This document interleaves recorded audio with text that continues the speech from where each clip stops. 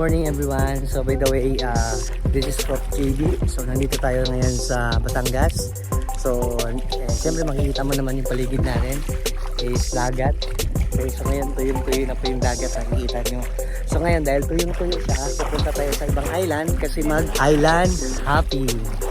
So excited ako kasi bakit?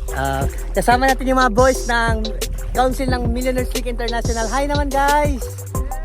Yan, hi guys! Oy! Yan, so pupunta na tayo ngayon kasi nandun yung bangka naghihintay sa atin. Nandun po yung bangka natin. So sobrang excited. Imagine nyo, walang tsinelas. Pero sobrang matulis po dito yung mga bato. So ngayon, mamaya, excited ako. So wala tayo GoPro, pero ito yung iPhone 14 na gamitin natin. So pwede natin gamitin ito para sa dagat kasi waterproof naman. So excited ako. Okay? So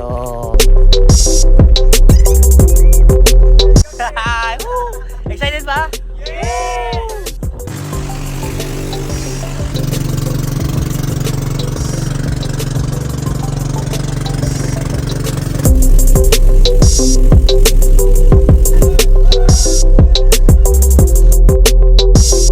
Guys, nandito na tayo sa part ng snorkeling ang tawag dito. So makikita niyo yung isda, gano'ng kaganda.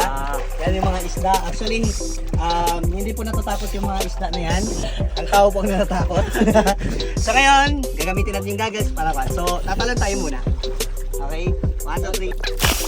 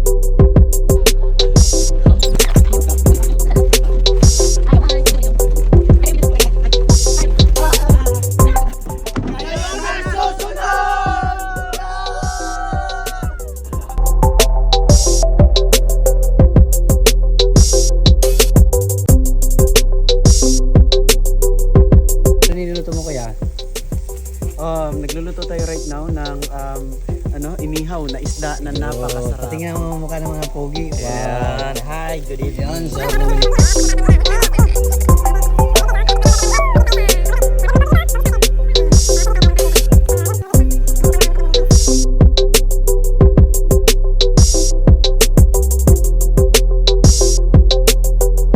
Going to Crosswinds Teddy Tay.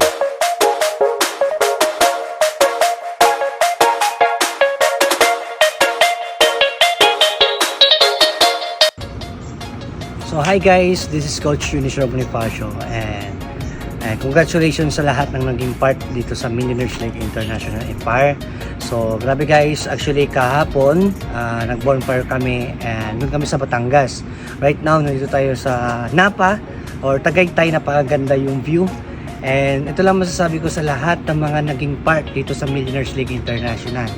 Tiwala ka lang sa mentor mo. Kung sino nag-invite sa'yo, tiwala ka. Kasi ito yung buhay na ibibigay sa'yo. Kasi I know na madami ka pang na-i-experience sa buhay. Pero hindi mo nagagawa kasi nga, lagi ka na sa trabaho. So itong Millionaires League International Empire, dito, bibigyan ka ng pag-asa, bibigyan ka ng time freedom at financial freedom. Gawin mo na yung part mo.